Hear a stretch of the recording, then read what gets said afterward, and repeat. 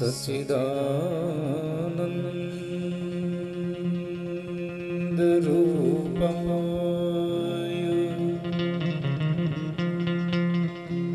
विश्वोत्पत्त्यादि Hathaway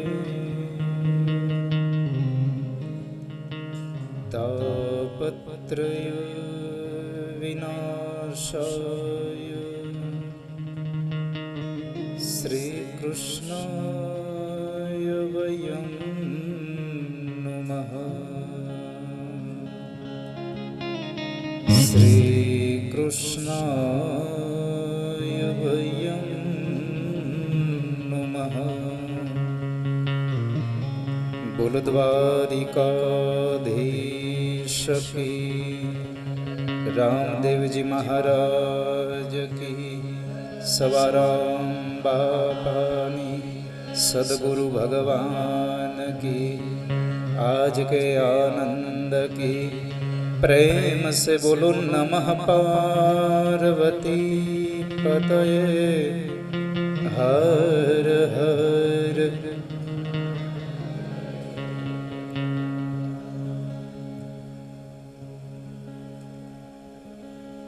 कर्तुम अकर्तुम अन्यथा सर्वथा कर्तुम।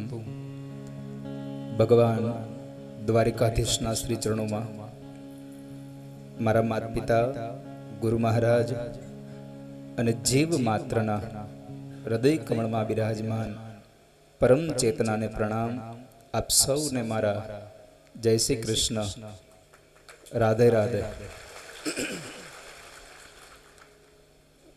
राधे राधे।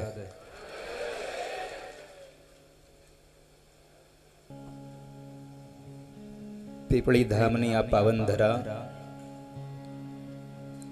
અને જે જગ્યાએ સવારામ બાપાની આ પરમ ચેતના અહીંયા બિરાજમાન છે અને સદગુરુ વાસુદેવ મહારાજનું આપણે સૌને સાનિધ્ય પ્રાપ્ત થયું છે,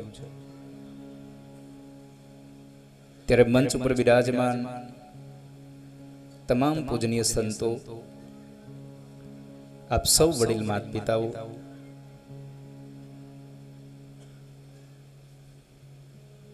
રામદેવજી મહારાજની આ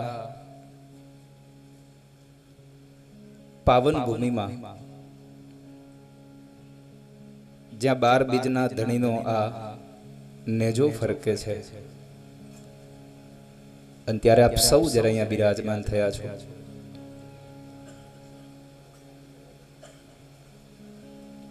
આજના પાવન દિવસે, આજના પવિત્ર દિવસે જ્યાં ભજનનો આટલો મહિમા ગવાય છે, જ્યાં ભોજનનો મહિમા છે,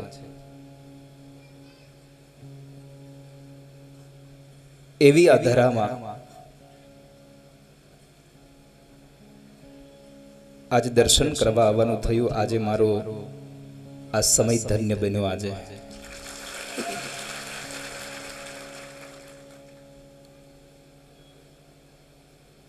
ભગવાનના દર્શન થયા અને આપ સૌના પણ દર્શન થયા છે। અહીંયા ભજનનો દોર ચાલે છે એટલે લાંબો સમય તમારો નહીં લઉં, ચિંતા ન કરશો,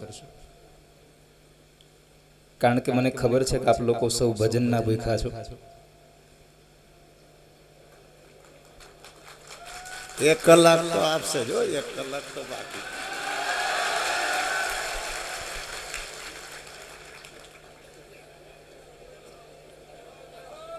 મને બાપુએ કહ્યું કે બાપુ તમને અહીંયા બેઠા બેઠા ફાવશે કે? મેં કીધું ઊભો રહેવા દો, એટલે જલ્દી થાકી જાવ તો મૂકી દો।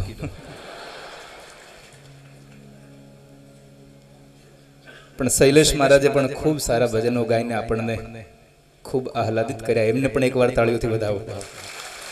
આ તમામ કલાના ઉપાસકોને પણ એકવાર તાળીઓથી વધાવો।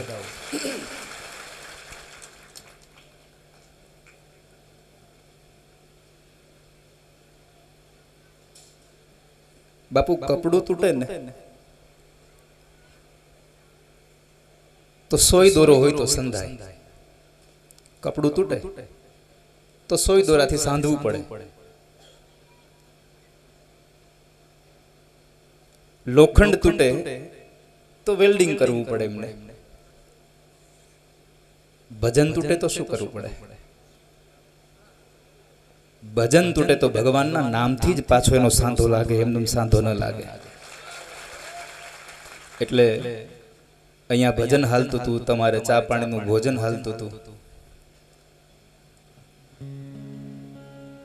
અને જ્યારે અહીંયા મહાપુરુષોના સન્માન થતા હતા, આશીર્વાદ લેવાતા હતા, ત્યારે આપણે વાતો કરતા હતા, હે ને? તો આવું હું મારી વાણી પુષ્પને ભગવાન ઠાકોરજીના ચરણોમાં સમર્પિત કરું એમના પહેલા 1 મિનિટ માટે બડે ભાવ સે ગાઈએ.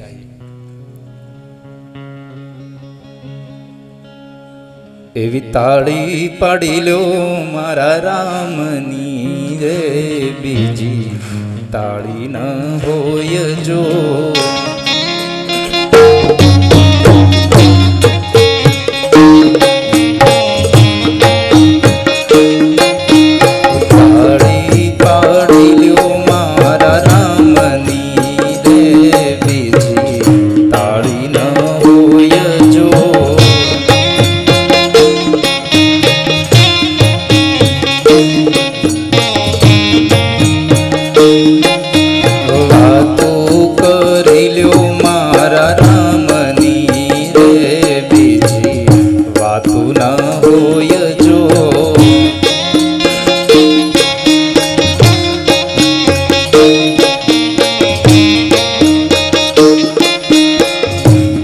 શબ્દો શું છે? આપ સૌને પ્રશ્ન કર્યો મેં, ધૂનના શબ્દો શું છે? તાળી પાડો તો તાળી પાડવાનું કીધું છે મેં અહીંયા. ઘણા લોકોને તાળી પાડવામાં એટલી આમ શરમ આવતી હોય, પણ આપ સૌના માટે એક શબ્દ નરસિંહ મહેતાએ આપણને કહ્યો છે કે હરિને ભજતા આજ દિન સુધી કોઈની લાજ જતા અમે દીઠી નથી. અને તમે એમ માનો છો કે તમે સવારના 6 વાગ્યા સુધી અહીં ભજનમાં બેહો એટલે તમને રંગ લાગી ગયો? ના, જ્યાં સુધી તમારી બાજુમાં શું થઈ રહ્યું છે એનું ભાન તમને છે, ત્યાં સુધી તમને કોઈ જાતનો રંગ ચડ્યો નથી, યાદ રાખજો. સમરણ કરી લો સીતારામ ના રે, બીજા સમરણ ના હોય જો.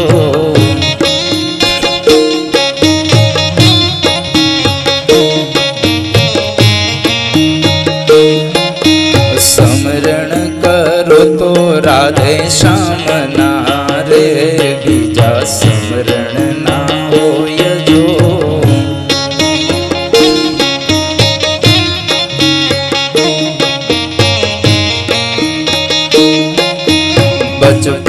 બચપણમાં ઘણો ફેર છે રે, બચપણ કોને કહેવાય જો.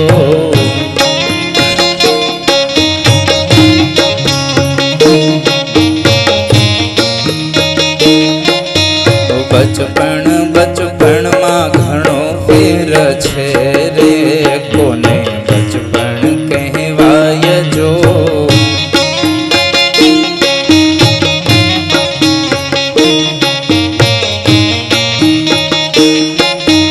બચપણમાં ધ્રુવજીને હરી મળ્યા રે, એને બચપણ કહેવાય જો.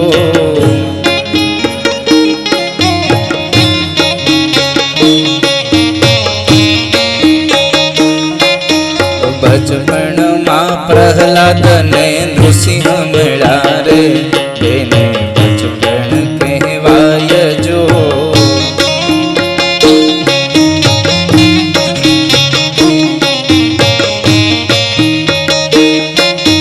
તાળી પાડી લ્યો મારા રામની રે, બીજી તાળી ના હોય જો.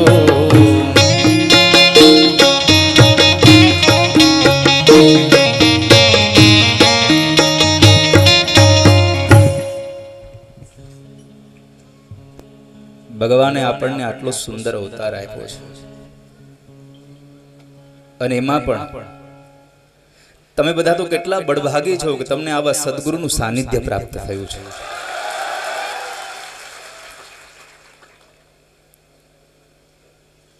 યાદ રાખજો, આ દુનિયામાં સોનાની કિંમત ત્યારે જ થાય છે કે જ્યારે સારો સોની જડે આપણને. ત્યારે સોનાની લગડી ગમે તેટલી મોટી હોય તમારી પાસે,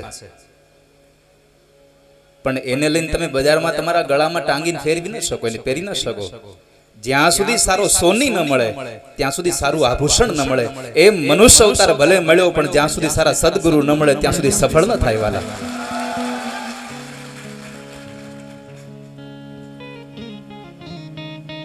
આ સવારામ બાપાની ચેતનામાં આપણે બેઠા છીએ.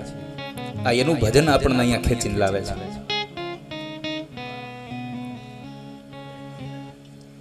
મેં દર્શન કર્યા ત્યારે જ હું નરસિંહ બાપુને અને વાસુદેવ બાપુને કહેતો, બાપુ તમે કેટલા પાવન, કેટલા પવિત્ર છો અને કેટલા ભાગ્યશાળી છો કે સવારામ બાપાની ચેતનામાં તમને બધાને જન્મ લેવાનો અવસર મળ્યો છે. નહીં તો જન્મ તો બધા જ લે છે ને મરે પણ બધા છે, પણ જેનો જન્મ સુધરે એનું જીવન સુધરું ગણવું સમજો. જન્મ ક્યારે સુધરે? જ્યારે પરમાત્માનું ભજન થઈ જાય. બાકી તો ભગવાન આદિ શંકરાચાર્ય મહારાજ કહે, પુનરપી જનનમ પુનરપી મરણમ પુનરપી જનની જઠરે શયનમ. જીવાત્માનો જન્મ અને મૃત્યુ તો આ બધું ક્રમ ચાલ્યા જ કરવાનું છે.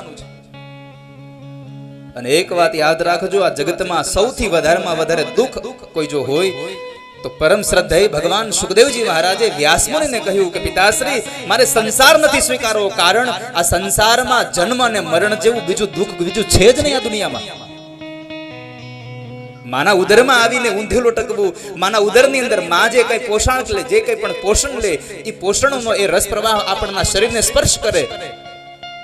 ભાગવતજીમાં લખ્યું છે, જીવની ઉત્પત્તિમાં લખ્યું છે કે માના ઉદરમાં જે જીવાત્મા છે એ જીવાત્માને 6ઠા મહિનાથી ખંજવાળ આવે છે. શું કામે ને? માં જે તીખા અને ખાટા પણ રસો ખાય છે ને, એ રસો દ્વારા એને ખુજલી આવે છે અંદર જીવાત્માને ગર્ભમાં, ચટકા ભરે છે. અને 7મા મહિને એ ગર્ભ માના ઉદરમાં જે મળ અને મૂત્રા રાખવાનો જે ખાડો છે ત્યાં ભગવાન નાખે છે. આ ભાગવતજીમાં લખ્યું છે. અને પછી જીવ ગર્ભને અંદર ભગવાનને સ્તુતિ કરે કે હે ભગવાન, તમે મને છોડાવો, તમે મને છોડાવો, તમે મને છોડાવશો તો હું ક્યારેય તમને ભૂલીશ નહીં. પણ આ જગતનો નિયમ છે ને કે બધા જ સ્વાર્થના સગા છે, બધા જ જીવાત્માઓ સ્વાર્થના સગા છે. મારો ને તમારો જ્યાં સુધી સ્વાર્થ છે ત્યાં સુધી આપણને બધાને ઓળખીએ છીએ. જેવો સ્વાર્થ પતી ગયો એટલે કોણ હું ને કોણ તું. રામચરિત માનસ તો ત્યાં સુધી કહે છે કે સુર નર મુનિજન સબકી યહ રીતિ, સ્વાર્થ કારણ કરહી પ્રીતિ. આ જગતના તમામ જીવાત્માનો નિયમ છે. પત્ની પણ પોતાના પતિને પ્રેમ ત્યાં સુધી કરે છે જ્યાં સુધી સ્વાર્થ છે. જ્યારે પતિ કમાતો હોય ત્યારે દીકરાઓ પણ એમ કહેતા હોય કે મારા પિતાશ્રી છે, એમને આવો બેસવા દો, પાણી ભરી દો. જેવું આ શરીર કમાતું બંધ થાય અને ખાટલામાં પડી જાય એટલે શું કહે, હવે તમે બેહો ને ખબર પડે નહીં ને. જો કે મને એક વાતની તો સમજણ પડતી જ નથી કે આપણને ખબર કઈ પડશે. આપણને ખબર ક્યારે પડશે? જો જ્યારે બાળક નાનું હોય ત્યારે માં એમ કે, વડીલો એમ કે, એ નાનો છે ને કે ખબર જ નથી પડતી. યુવાન થઈ અને લગ્ન થાય એટલે પત્ની ઘરમાં આવે એટલે પત્ની પાડોશીની બૈરાઓ સાથે વાતો કરતા હોય ને વાતોમાંથી કઈક વાત નીકળે એટલે તરત પત્ની ઓકે, હવે તમારા ભાઈ થાવ ભોળા, એને ક્યાં કઈ ખબર જ પડે છે. એટલે યુવાની એમાં ખબર ન પડી. વૃદ્ધ થઈ ત્યારે દીકરાઓ એમ કે તમે બેહો ચાલુ મના, તમને કઈ ખબર ન પડે. આપણને ખબર ક્યારે પડશે? ખબર ત્યારે પડશે જ્યારે આવા સદગુરુનું શરણ મળશે વાલા, જ્યારે ભજન મળશે. ભોજનથી તમારા એક ટકની ભૂખ ભાંગશે, ભજન તમારા ભવો ભવની ભૂખ ભાંગી નાખશે વાલા. અને આ ભજનની તો આ બધી તાકાત છે. આ ભજનની જ બધી તાકાત છે. અને અહીંયા તો 18 વર્ણ આવીને ભજન કરે છે.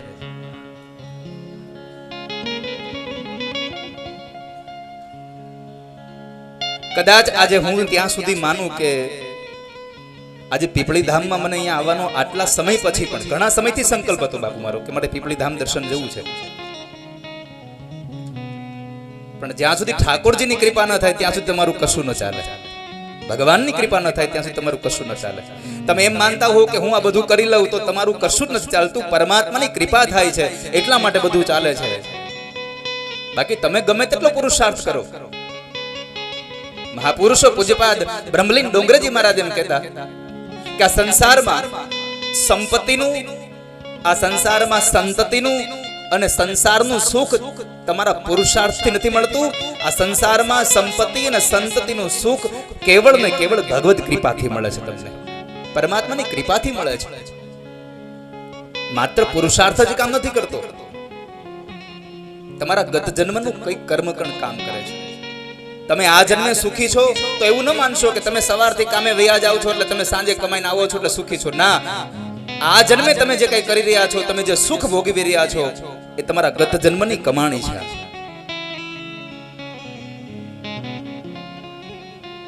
તમારા ગયા જન્મનું કર્મ છે. જો ગયા જન્મનું કર્મ આ વખતે ભોગવીએ છીએ તો એટલું તો નક્કી રાખજો કે આવતા સમયમાં પછી આવનારા જન્મમાં શું કરશું, એટલે આ જન્મે કંઈક સારું કર્મ કરી લઈએ આપણે. આ જન્મે સારું કર્મ, ભગવાને આપણને મનુષ્યત્વ આપ્યું છે. 84 લાખ યોનીમાં સૌથી જો મોંઘામાં મોંઘો કોઈ દેહ હોય તો એ છે મનુષ્ય જીવન. ભગવાન વેદવ્યાસે ભાગવતીના 11મા સ્કંદમાં લખ્યું કે દુર્લભો માનુષો દેહો દેહિનામ ક્ષણ ભંગુર.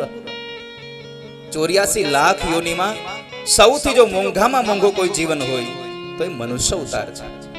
અને એ પણ કેવો ક્ષણ ભંગુર, ક્યારે આવીને કાળ પકડી જાય એનો કોઈ ભરોસો નહીં, જરાય ભરોસો નહીં.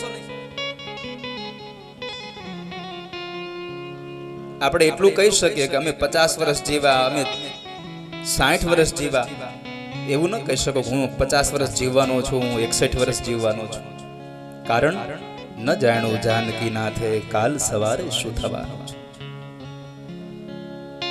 શું થશે કોને ખબર છે.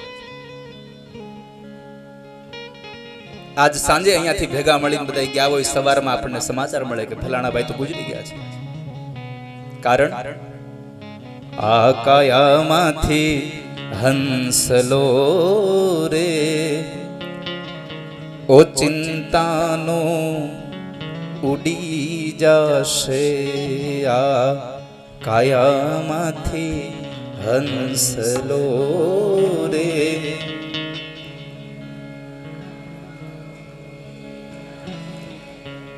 મને એવું લાગે છે બાપુ, ઓલા હેલ્પર આવે ને, ઘરે લાઈટ વહી ગઈ હોય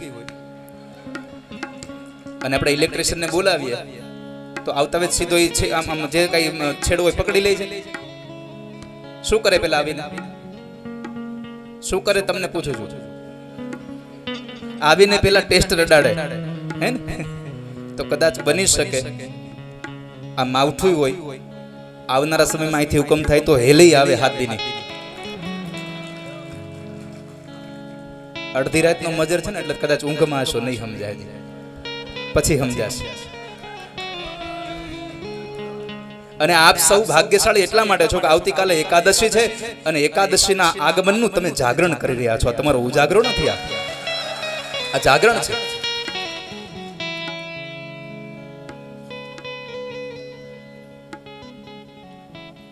કાલ સવારે શું થશે એની ખબર નથી. ક્ષણભંગુર અવતાર છે મારો તમારો. અને જરાય આમ મનમાં એવો વેમ ન રાખતા કે આપણા ગયા પછી આપણને બધા યાદ રાખશે. આપણી બીજી પેઢી આપણો ફોટો ઉતારી મૂકી દેવા દે છે. અરે બીજી પેઢીની વાત તો બહુ દૂર રહી, આપણી પોતાની પેઢીને પણ દિવાળીથી દિવાળી સુધી આપણા ફોટા ઉપરથી રજ ઉતારવાનો સમય નહીં હોય. એ તો સમાજના લોકો કઈ કહે નહીં એટલા માટેથી આપણો ફોટો લગાવે, નકર ન્યા એને ક્યાં આપણે કઈ લેવા દેવા છે. જીવને શ્વાસ તણી સગાઈ ઘરમાં ઘડી ન રાખે ભાઈ. આ તો બધાયને સ્વાર્થનો એક સંબંધ છે. તમને યાદ ઈ કરશે કે જ્યારે તમે ભજન કર્યું છે અને તમારા ભજનના પ્રભાવે કંઈક સત્કર્મ કરીને ગયા હશો તો તમને સમાજ યાદ કરશે. આજ સવારામ બાપાને આટલા વર્ષો પછી પણ યાદ કરવો પડે છે. એનું મૂળ કારણ છે એનું ભજન તપસ્યા બોલે છે, એનું ભજન બોલે છે.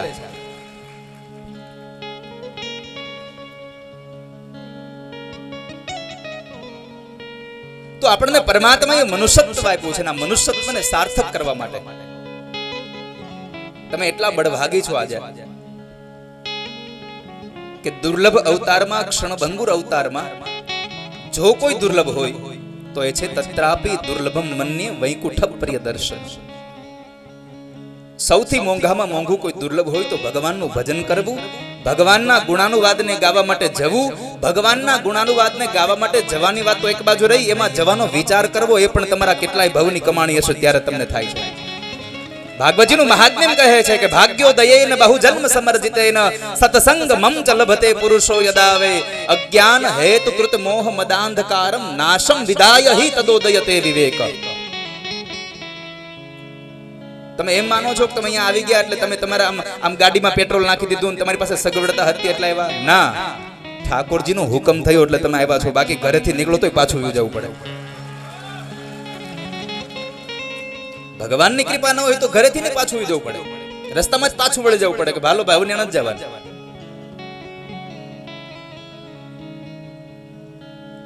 તમારા અનેક જન્મના સત્કર્મનું ભાથું ભેગું થયું. ભાગ્યોદયેન બહુ જન્મ સમર્જિતે. તમારું ભજન તમને અહીંયા લઈને આવ્યું છે. તમારા સત્કર્મની પુનાઈની પૂંજી તમને અહીંયા લઈને આવે છે. તો આ જન્મમાં જો દુર્લભમાં દુર્લભ હોય કોઈ હોય તો એ છે પરમાત્માનું ભજન થવું, ભગવાનના ગુણાનુવાદને સાંભળવા. અને એમાં પણ તમે આ તો મધરાતે ભગવાનના ગુણાનુવાદને સાંભળો છો. તમારું જીવન ધન્યતાની ઓર જાય છે. હવે બગડે નહીં એની કાળજી રાખજો બસ. આંગણામાં ઉભેલી ગાય કે ભેંસ આપણને દૂધ આપી દે છે, એ સારું જ દૂધ આપે છે. એ બગડે નહીં એની કાળજી આપણે રાખવી પડે છે. આ દુનિયામાં માણસને પોતાનું ઘર ન બગડે એની કાળજી લેવાની તૈયારી હોય છે. માણસને પોતાનું શરીરનું કપડું ન બગડે એની કાળજી તૈયારી હોય છે. તમામ વસ્તુની તૈયારી હોય છે કે મારું કશું બગડવું ન જોઈએ. માણસને પોતાનું જીવન બગડી જાય એની કોઈ તૈયારી નથી હોતી.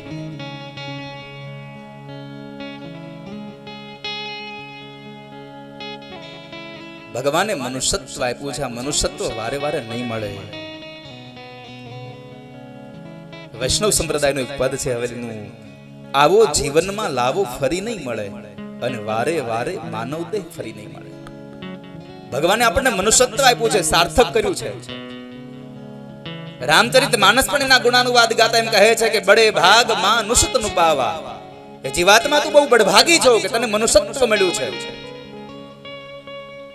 બાકી તો આ બધા જગતમાં જીવે છે, મરે છે બધા જીવાત્માઓ,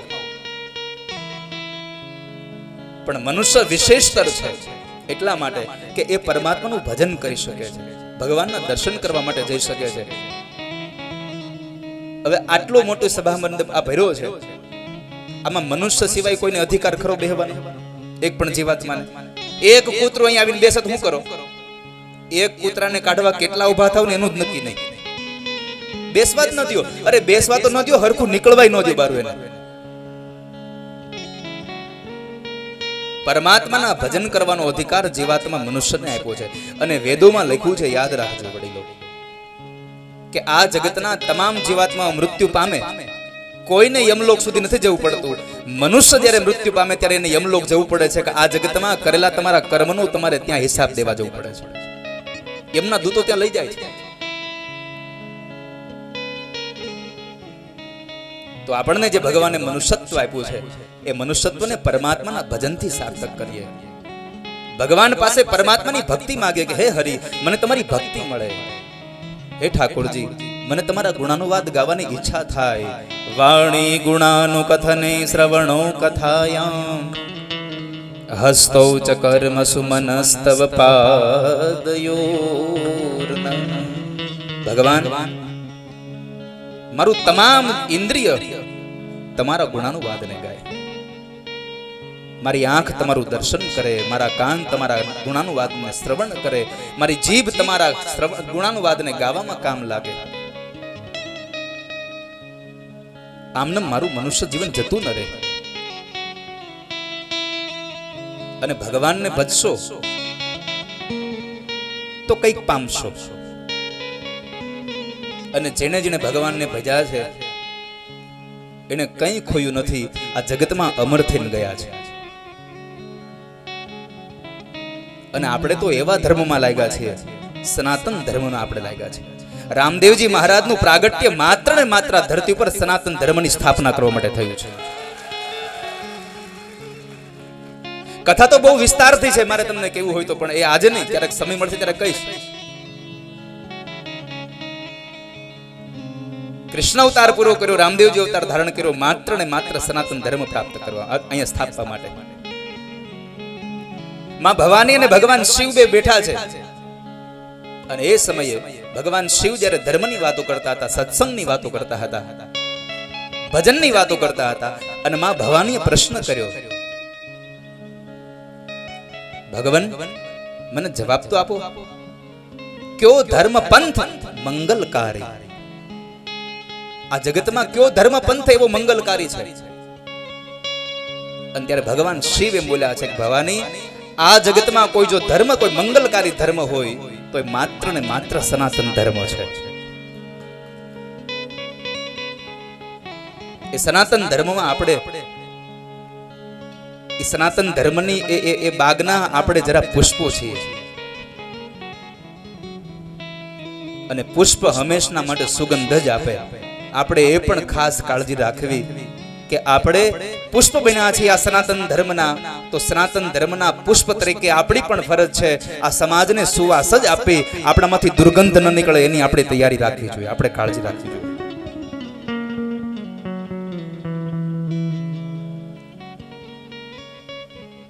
આપ સવે કથા સાંભળી હશે. ભગવાનને ભજવા માટે જ્ઞાતિ જાતિ ભેદ કોઈ છે જ નહીં. અહીંયા જે 18 વર્ણ આવે છે પરમાત્માના દરબારમાં, અને આ દરબાર અહીંયા પણ કઈ નથી હો, આ તો આપણને ખાલી આ જાણકારીના ભેદ છે. બાકી તમને હું જ કહી દઉં કે અહીંયા તમને પણ જરાય જ્ઞાતિવાદ નથી. જ્યારે તમારે જરૂર પડે ત્યારે, માણસને જરૂર પડે ત્યારે જ્ઞાતિવાદ ક્યાંય નડતો નથી કોઈને. હવે સામાન્ય રીતે સમજો કે તમે આપણા જ કોઈ સ્નેહીજન કે બારગામ ગયા છે ને એનું એક્સિડન્ટ થયું અને એને હોસ્પિટલમાં દાખલ કર્યા, આપણે પહોંચી જઈએ ત્યાં અને ડોક્ટર એની સારવાર કરતા એમ કહે કે ભાઈ 2 બોટલ આપણે લોહી જોશે, તમે બ્લડ બેંકમાં જાઓ અને લોહી લઈ આવો. તમારા હૃદય ઉપર હાથ રાખીને કયો, એ સમયે ન્યાજન કોણે કીધું મને બ્રાહ્મણનું લોહી આપજો, મને ક્ષત્રિયનું લોહી આપજો, મને શૂદ્રનું લોહી આપજો, મને વૈશ્યનું લોહી, ગમે તેનું પણ લોહી આપો મને, કારણ મારે લોહીની જરૂર છે. જ્યાં સુધી જરૂરિયાત છે ત્યાં સુધી તમને ક્યાંય વર્ણભેદ નડતો નથી. જરૂરિયાત પતી જાય એટલે વર્ણભેદ આવે છે બધો.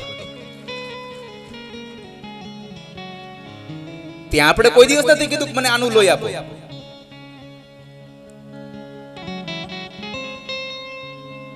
અને જેના ઉપર ગુરુની કૃપા થાય એને તો પછી સમાજ પોતે કહે કે ભાઈ તમે ચાલો ને આમ બેસ્ટ આગળ આવીને. અહીં ધંધુકાની બાજુમાં જ ઝાંઝરકા, અને ત્યાં સવા ભગત, જો કે નામ તો એનું સવો ભગત છે, જ્ઞાતિય વણકર છે. અને ભગવત કૃપાથી એના ઘરમાં એક ગોખલો, અને એ ગોખલામાં એક રામદેવજી મહારાજનો ઘોડો ને એક ધૂપેલિયું, આની સેવા કરે, આની પૂજા કરે. બસ નિયમ એટલો હતો કે સવારમાં ઉઠીને પણ પોતાનો નિત્ય કર્મ કરી અને ભગવાનની પૂજા વંદન કરી, ભજન કરી, માળાઓ ફેરવી, પછી પોતાનું વણાટ કામ ચાલુ કરવું, અને પછી પોતે સાંજે જ્યારે સુવા જાય ત્યારે ભજન કરી કરીને થાકી જાય ત્યારે ઊંઘવા પડવું. બસ આનો નિયમ હતો. અને એમાં એમને એક વખતના સમયે સમાચાર મળ્યા, ગામમાં કોઈક મહાપુરુષ આવ્યા છે. તમે સમજો મારી વાત, ખાલી એક વણકર જ્ઞાતિનો એક વ્યક્તિ, પણ પરમાત્માના નામ થતા એટલો તાર લાગી ગયો.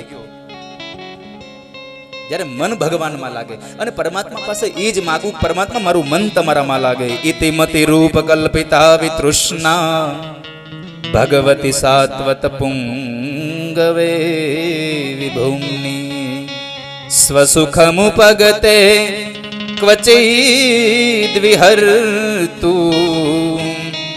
પ્રકૃતિમુપેયુષિયદ્ભવ પ્રવાહ.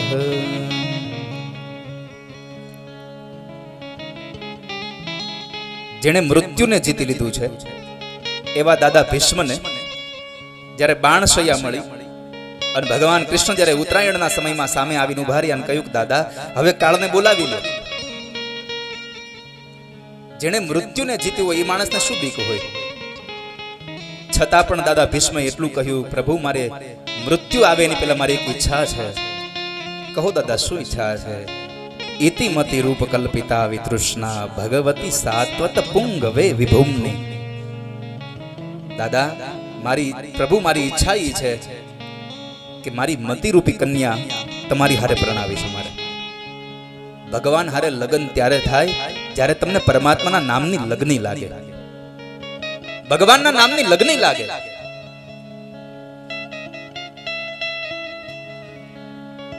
અને આ દુનિયામાં બધી જ વૃત્તિઓમાં આપણી આ મનને પરણાવવું એના કરતા પરમાત્માના એકની હારે વૃત્તિમાં પરણાવી દો. આ જગતના તમામ સુખો તમારા ચરણોમાં આવીને ઉભા રહી જશે, તમારું મન પરમાત્મામાં લાગે તો. અને મને એ પણ કહો, ઠાકોરજી જેવો આ દુનિયામાં તમને બીજો મૂર્તિઓ મળે ક્યાં? ભગવાન કૃષ્ણએ હાસ્ય કરીને કીધું, અરે દાદા પણ તમારી આ મતિરૂપી કન્યાને તમે મારી હારે પરણાવવા માંગો છો, પેલા તમારી કન્યાને તો પ્રશ્ન કરો કે એને હું ગમું છું કે નહીં? એને હું ગમું છું?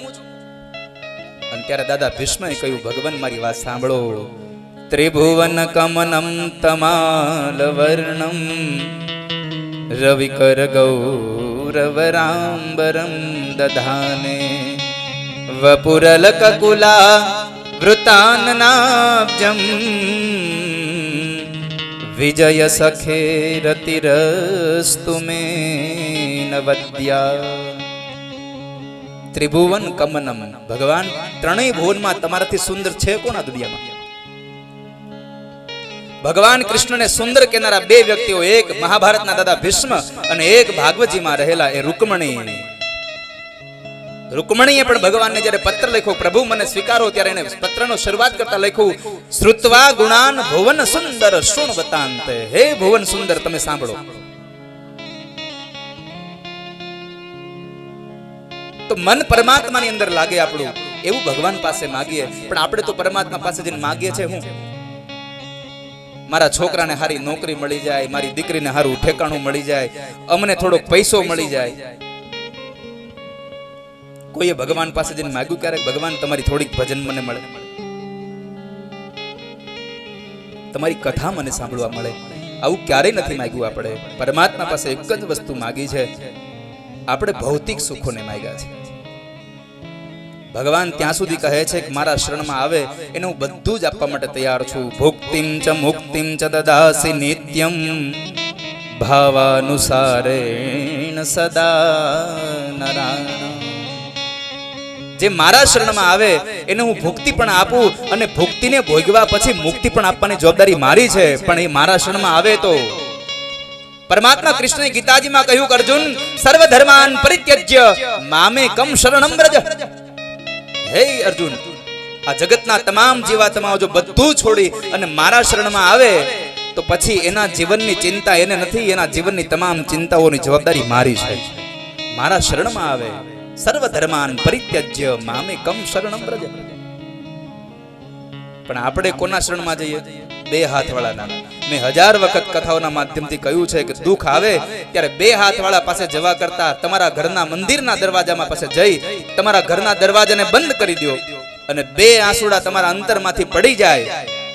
અને જો ઠાકોરજી તમારું કામ ન કરે તો તમારું જૂતું અને મારો ગાલ તમે લઈને આવજો મારી પાસે. પણ તમારા અંતરનો ભાવ હોવો જોઈએ. પરા પસંતી મધ્યમાં વૈખરી. 4 પ્રકારની વાણી છે આપણી. પરમાત્મા પાસે માગીએ કે હે પરમાત્મા, મારી વાણીને તમે અલંકૃત કરજો.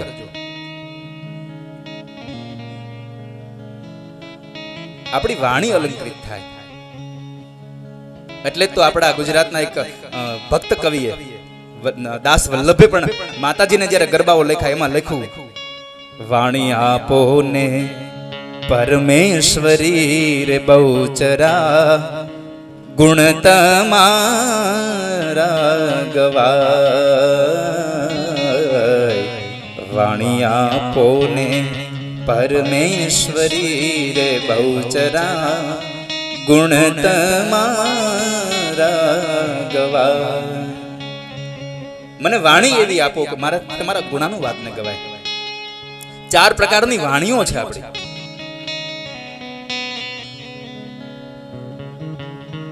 એક મૂલાધાર ચક્રમાંથી નીકળે એ પરાવાણી છે. નાભીની કુંડલીમાંથી એક નીકળે એ પસંતી છે.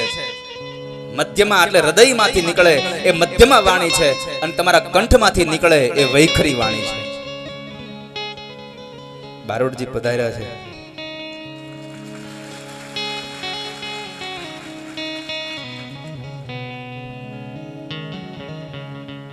ચાર પ્રકારની વાણી આપણી પવિત્ર બને. અને વાણી અલંકૃત ક્યારે થાય? જ્યારે ભગવાનની કૃપા થાય.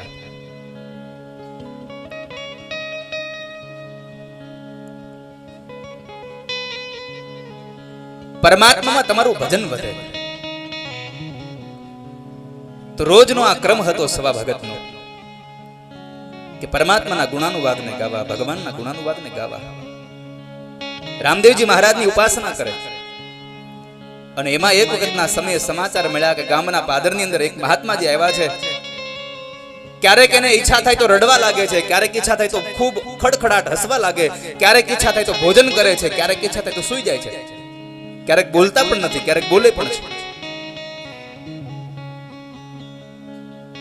એટલે સવો ભગત હતો, એનું મન ત્યાં જોડાયું. અને જેમ અત્યારે અહીંયા આટલી જનમેદનીમાં આટલી ભક્તોની આ હાજરીમાં આવું ભજન થાય છે, એ વખતે એ પણ ત્યાં ઝાંઝરકામાં પણ એ ગામના પાદરમાં બધા જ લોકો આવીને બધા ત્યાં 18 વર્ષ ત્યાં બેસતા. પણ એ સમયે તો છૂત અછૂતનો ખૂબ ભાવ હતો, ભેદ હતો. એટલે સવા ભગતનું મન ત્યાં લાગ્યું એટલે પોતે જાય છે ત્યાં. પણ પોતે જાતીય પોતે વણકર હતા એટલે બધા લોકો જે બેઠા હતા એની બાજુમાં બહાર થોડે દૂર બેસી ગયા. પણ જે મહાત્માજી રામગરજી મહારાજ હતા એમની નજર પડી એમના ઉપર. અને યાદ રાખજો, તમારા સ્વરૂપને જોઈને કોઈ તમારી સામે નહીં હસે, તમારા સ્વભાવને તમારા કર્મને જોઈને તમારી સામે હસશે. ત્યારે હસ્તિનાપુરના દરબારમાં જ્યારે ભગવાન કૃષ્ણનું સન્માન થવાતું હતું અને આખું હસ્તિનાપુર શણગારવામાં આવ્યું, આખી બજારો લોકોના ભીડથી ઉભરાઈ ગઈ. અને ભગવાન કૃષ્ણનો રથ જ્યારે આવે છે, બે બાજુની જે લાઈનો હતી લોકોની, એ લોકોની લાઈનોની પાછળ વિદુર અને સુલભાબે ઉભા હતા. અને છતાં પણ બધાની સામે નજર કરતા કરતા ભગવાન કૃષ્ણે સૌની છેલ્લે ઉભેલા વિદુર અને સુલભાની સામે જોઈ આંખો બંધ કરી અને ભગવાને હાસ્ય આપ્યું કે કાકા, તમારું આમંત્રણ સ્વીકાર્ય છે, હું તમારે ત્યાં આવી રહ્યો છું. કારણ વિદુર અને સુલભાનો ભાવ હતો, ભાવ હિ વિદ્યતે દેવો તસ્માદ ભાવ હિ કારણમ. ભગવાનને ભાવથી ભજો. અને હમણાં જ કહ્યું કે પરમાત્માને જે યાદ કરે છે એને પરમાત્મા યાદ કરે છે. ભગવાન કૃષ્ણએ ગીતાજીમાં કહ્યું છે કે યે યથા મામ પ્રપદ્યન્તે તામ તથૈવ ભજામ્યહમ. કૃષ્ણ મને જે યાદ કરે એને હું યાદ કરું છું. મને ભજે તે મારા હે અર્જુન, મને ભજે તે મારા.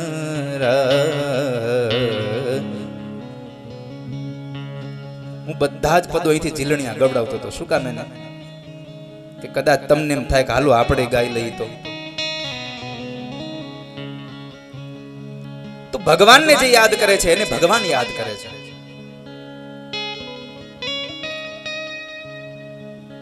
તો સવા ભગતના મનમાં જે રામગરજી મહારાજ માટેનો અત્યંત ભાવ હતો, પરમાત્મા પ્રત્યેની ભક્તિ હતી, આને બરાબર જોઈ અને ગુરુની નજર પડી. રામગરજી મહારાજે હાથ ઊંચો કરીને કીધું, ભગત અહીં આવી આવો.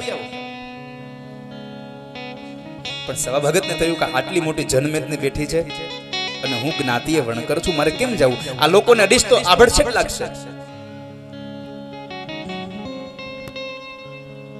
એ ન ગયા. પોતે તો બસ આંખો બંધ કરીને ભગવાનનું ભજન કરે. થોડી વાર થાય તો ગુરુ મહારાજના દર્શન કરે. થોડીક વાર થઈ એટલે ઉભા ન થાય એટલે વળી પાછું ગુરુજીએ કહ્યું કે ભગત તમને કહું છું આગળ વહી આવો. આવું 2-4 વખત કહ્યું એટલે પોતાના મનમાં ભાવ હતો કે હું ન જઈશ તો લોકો મારી ટીકા કરશે, લોકો છૂત અછૂતના ભાવથી બધા દૂર જતા રહેશે. એટલે પોતે ન ગયા. એ સમયે એક દરબાર ત્યાં બેઠા હતા, એમણે કહ્યું, ભગત ગુરુ બોલાવે છે ને સૌથી વધારે કૃપા ગુરુની તમારા ઉપર થઈ છે. હવે સમાજને પડતો મૂકો ને ગુરુના શરણમાં જઈને બિરાજમાન થઈ જાવ. ત્યારે સૌ ભગત ત્યાં ગુરુ રામગઢજી મહારાજ પાસે આવે છે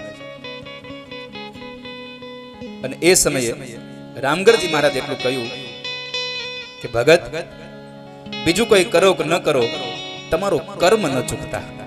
તમારું કર્મ ન ચૂકશો તમે.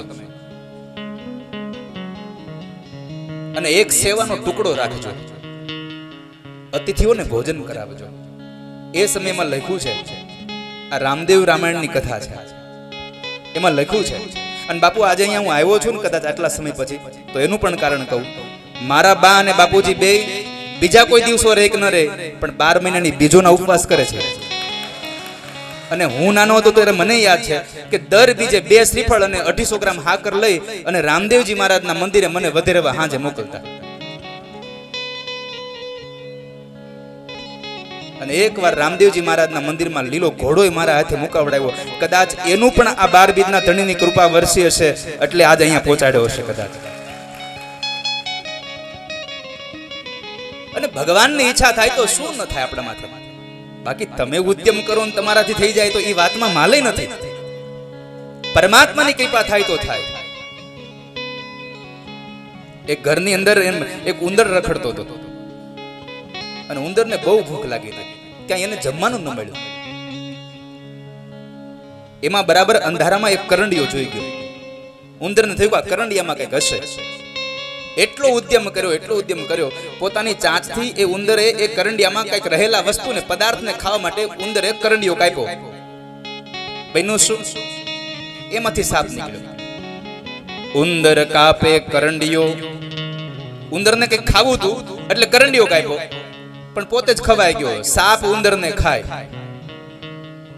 એને ક્યાં ખબર હતી કે મને જ ખાઈ જાહે. પણ છેલ્લું વાક્ય માનન તમને એટલા માટે ગમે છે, ઉદ્યમ કરતા અવળું પડે, ધાર્યું ધણીનું થાય. ધાર્યું ધણીનું થાય, મારું તમારું ન ચાલે. આપણે તો ભગવાન ઉપર છોડી દઈએ, ભગવાનમાં ભરોસો રાખીએ તો જિંદગીમાં કશું જ ચિંતાજનક નથી. ચિત્ત તું સિદ્ધને ચિંતા ધરે, કૃષ્ણને કરવું હોય તે કરે. ભગવાનને જે કરવું છે એ જ કરશે. ચિંતા કરવાની જરૂર નથી આપણે. એ સમયે રામગઢજી મહારાજે કહ્યું કે તમારા ઘરે આવનારા બધાને ભોજન કરાવજો. પોતાની બંડી જે પહેરી હતી એમાંથી એક કપડું ફાડી અને કહ્યું કે લ્યો, આનો નેજો બનાવીને તમારા ઘર ઉપર ફરકાવજો. અને પોતે ઘરે આવીને સવા ભગતે પોતાના ઘર ઉપર નેજો ફરકાવ્યો. અતિથિઓને ભોજન કરાવે. પછી તો પોતાનું જે કામ હતું એ પોતાના ભાઈઓને, પોતાના ભાઈઓના છોકરાઓને સોંપી દીધું. અને પરિવારના લોકો એટલા એને અનુકૂળ હતા કે બધાએ પોતાની જવાબદારી સ્વીકાર લીધી. આજે એ જ દર્શન એમ થાય છે કે ઝાંઝરકામાં કદાચ સવા ભગતના પરિવારના એ ભાઈઓએ, એ ભાઈઓના દીકરાઓએ, એના ભત્રીજાઓએ જે કાંઈ પોતાની જવાબદારીઓ સ્વીકાર લીધી ને, એટલે આ ઝાંઝરકા ધામ બન્યું. એમ આજે અહીંયા પીપળી ધામમાં પણ વાસુદેવ બાપુના સાનિધ્યમાં એના પરિવારના તમામ વ્યક્તિઓએ એક એક જવાબદારી સંભાળી છે ને, એટલે પીપળી ધામની આટલી મહિમા ગવાય છે. નહીં તો એકલા હાથે ન થાય આ બધું. આટલો મહિમા એટલે ગવાય છે. પછી તો ભજન વધતું ગયું અને ભજનમાં કેટલી તાકાત છે. એક વખતનો સમય હતો. સબો ભગત પોતાના ઘરમાં એ આંગણામાં ઓટલા માથે બેઠા છે.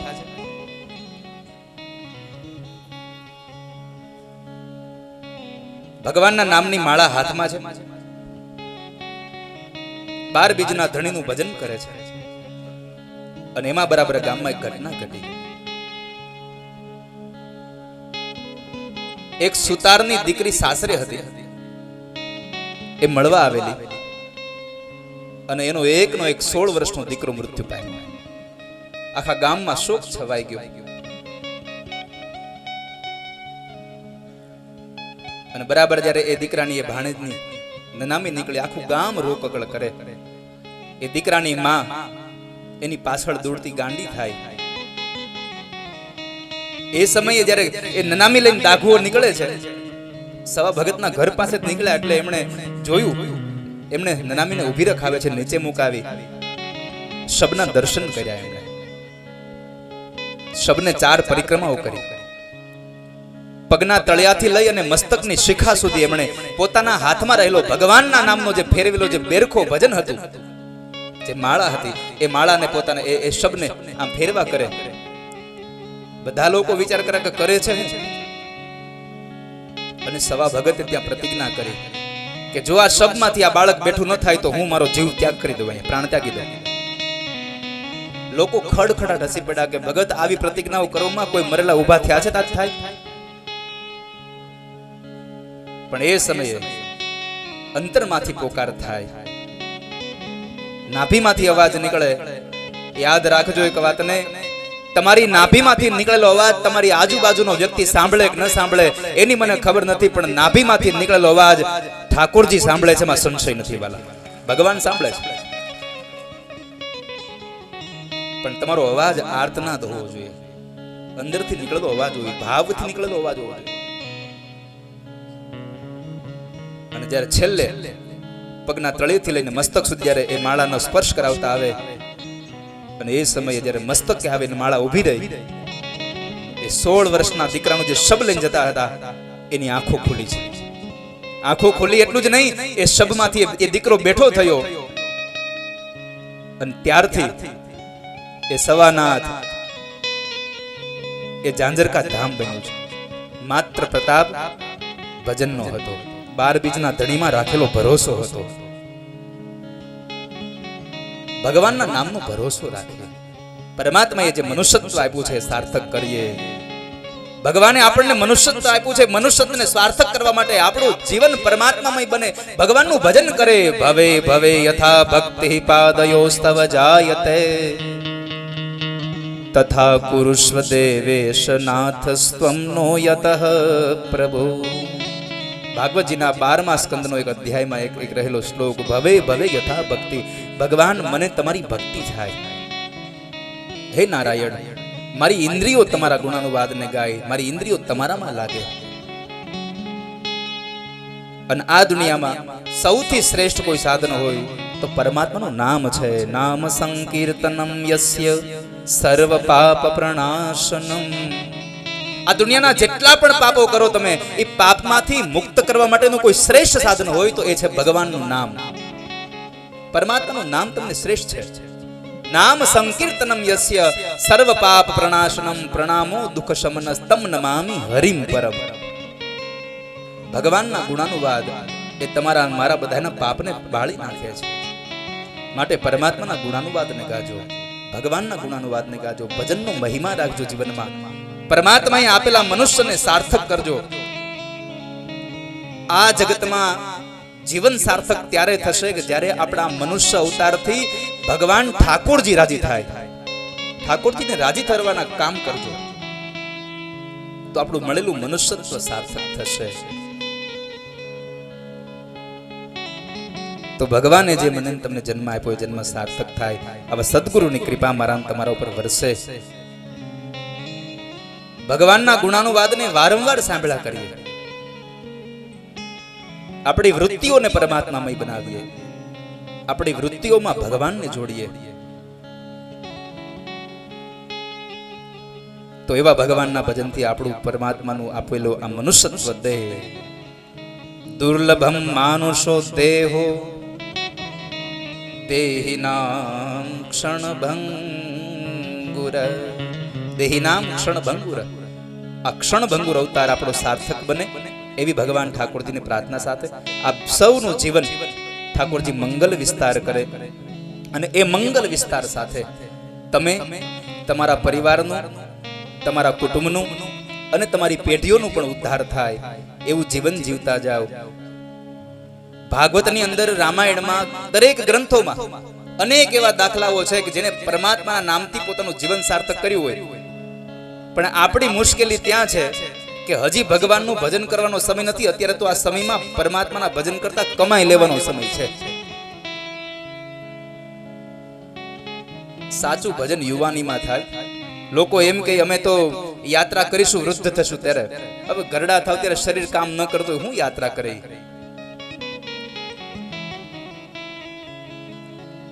એટલે યુવાનીમાં પરમાત્માનું ભજન કરજો.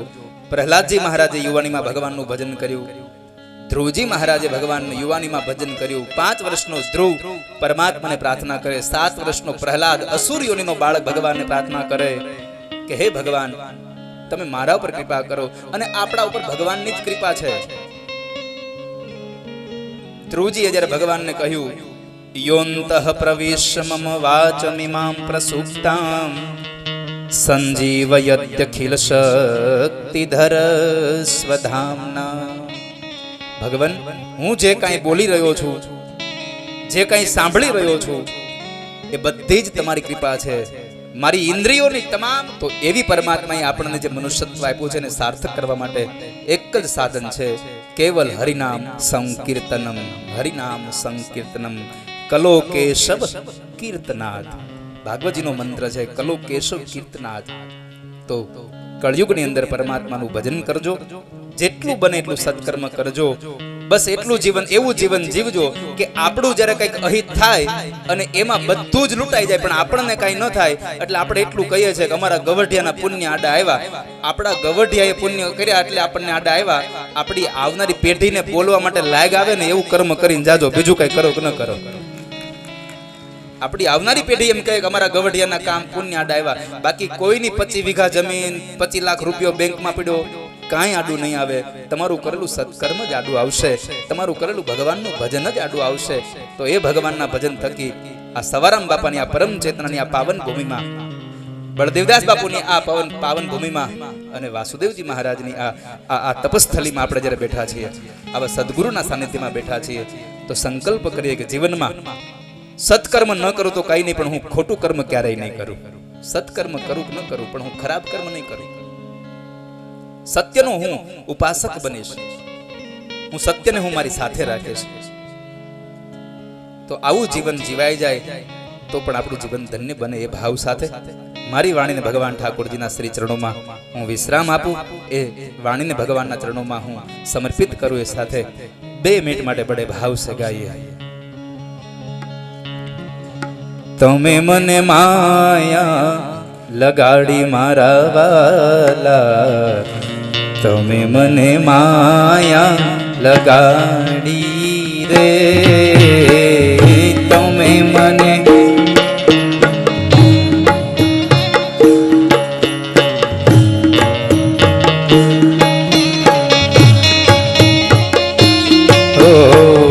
તમે મને માયા લગાડી મારા વાલા, તમે મને માયા લગાડી રે.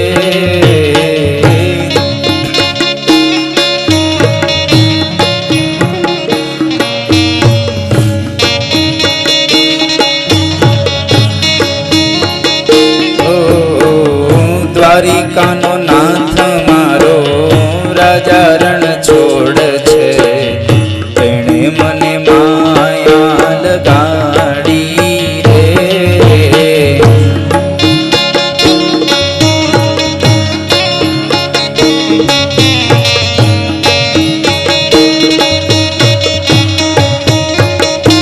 તો ગાયોનો ગોવાળ મારો રાજા રણ છોડ છે, તેણે મને માયા લગાડી રે.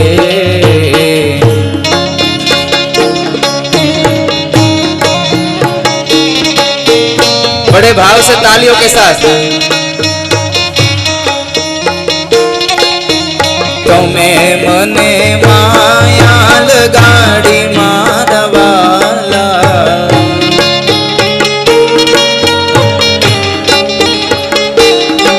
ओ तुम्हें मने माया लगाड़ी मारा वाला,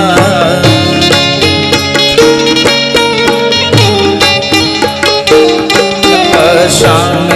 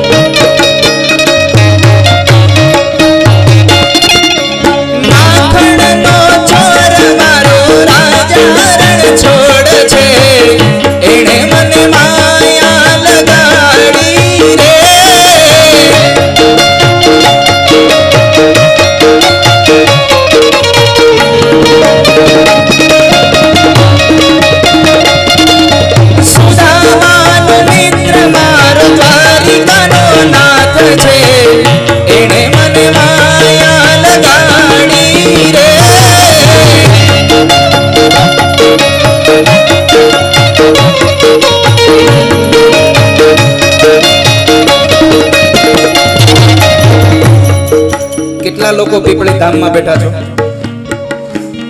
જેટલા લોકો પીપળી ધામમાં બેઠા છો, ડાબો હાથ ઊંચો કરો,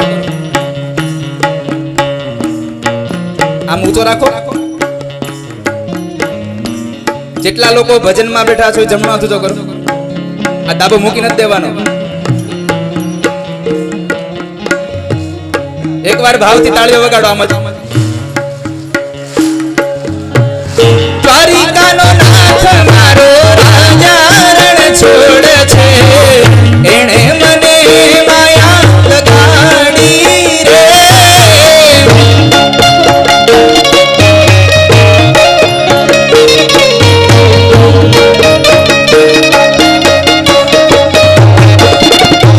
ગાયોનો ગોવાળ મારો રાજા રણ છોડ છે, એણે મને માયા લગાડી રે.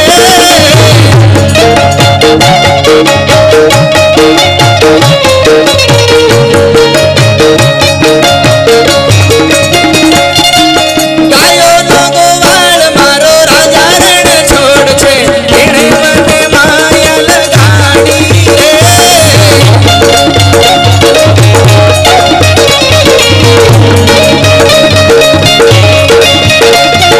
માખણનો ચોર મારો રાજા રણ છોડ છે, એણે મને માયા લગાડી રે.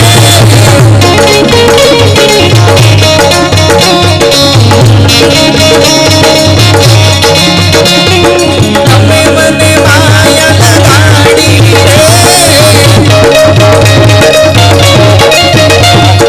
સામે મને માયા લગાડી રે.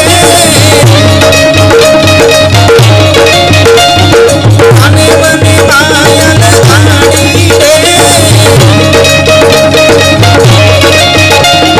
તમે મને માયા લગાડી રે. તમે મને માયા લગાડી રે. હે રાધે રાધે, રાધે રાધે, રાધે રાધે. वृंदावन में मथुरा में, फरसाने में, नंदगांव में, रमण रेत में, रासलीला में, यमुना तट में, बंसीसुर में. प्रेम से बोलो, भाव से बोलो. पीपली धाम में, पीपली धाम में, कथापुरम में, भजनवनम में. प्रेम से बोलो, भाव से बोलो. राधे राधे, राधे राधे, राधे राधे, राधे राधे, राधे राधे, राधे राधे, राधे राधे, राधे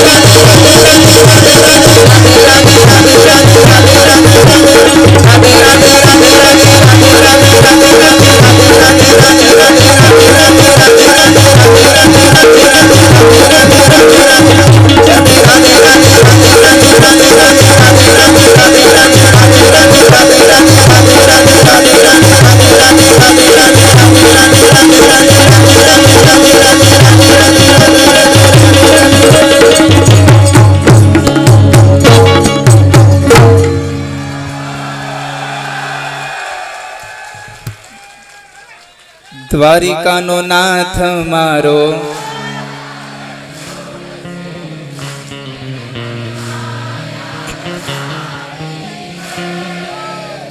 ગાયોનો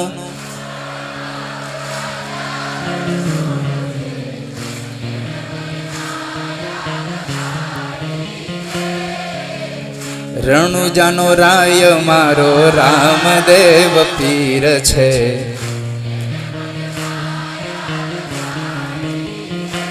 એ પીપળી ધામનો રાજા રણ છોડ છે.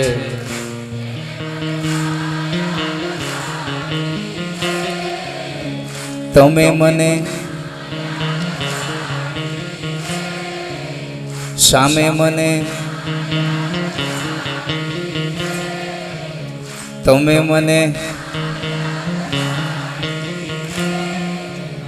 કાન રસિયો રૂપાળો રંગ રેલિયો ઘેર જાવું ગમતું નથી. કાન રસિયો રૂપાળો રંગ રેલિયો ઘેર જાવું ગમતું નથી.